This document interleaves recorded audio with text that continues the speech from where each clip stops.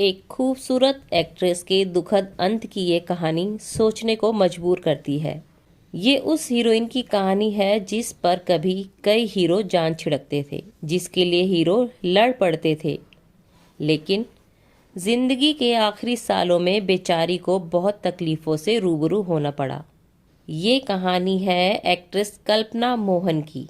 तो नमस्कार दोस्तों, स्वागत है आपका आपके अपने चैनल बॉलीवुड गॉसिप में।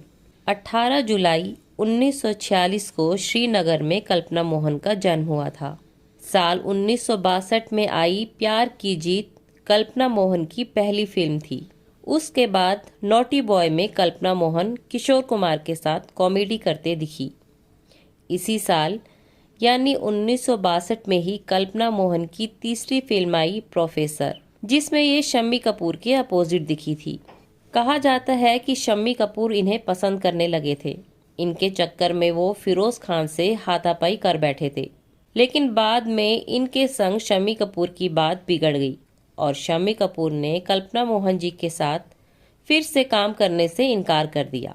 इनकार किया तो किया, ये भी कह दिया कि कल्पना मोहन तो सन की है। शम्मी कपूर द्वारा सन की कहे जाने से कल्पना मोहन के करियर को काफी नुकसान हुआ। कई हीरोज ने कल्पना मोहन के साथ काम करने से साफ मना कर दिया। कल्पना मोहन का करियर सिर्फ 10 साल ही चल सका और इन 10 सालों में उन्होंने बहुत कम फिल्मों में काम किया। इनकी सबसे सफल फिल्म थी देवानंद के साथ 1965 में आई तीन देवियां।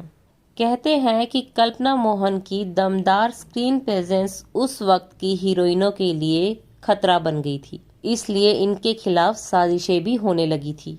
कल्पना मोहन एक ट्रेंड कथक डांसर थी। उनका असली नाम अर्चना था और उनके पिता अवनी मोहन स्वतंत्रता सेनानी थे और देश के पहले प्रधानमंत्री पंडित नेहरू से उनकी अच्छी जान पहचान थी।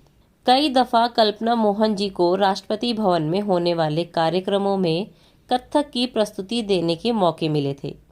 जब ये फिल्मी दुनिया में आई थी, उससे पहले ही इन्होंने अपना नाम अर्चना से बदलकर कल्पना कर लिया था।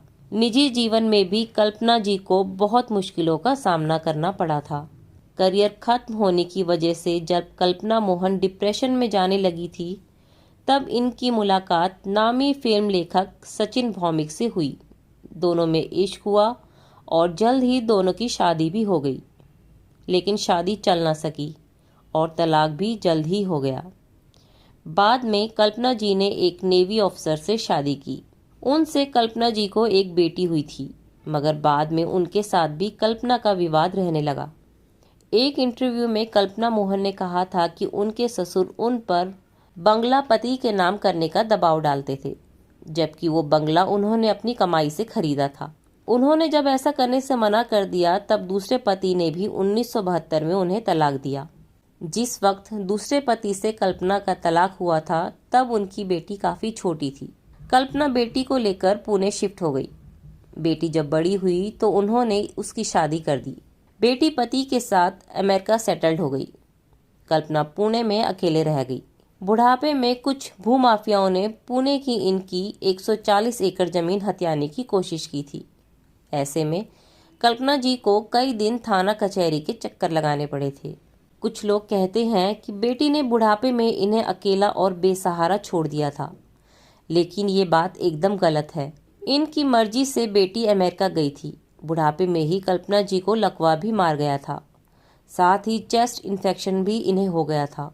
5 सालों तक बीमारी से लड़ने के बाद आखिरकार 4 जनवरी 2012 को 65 साल की उम्र में कल्पना मोहन जी का निधन हो गया।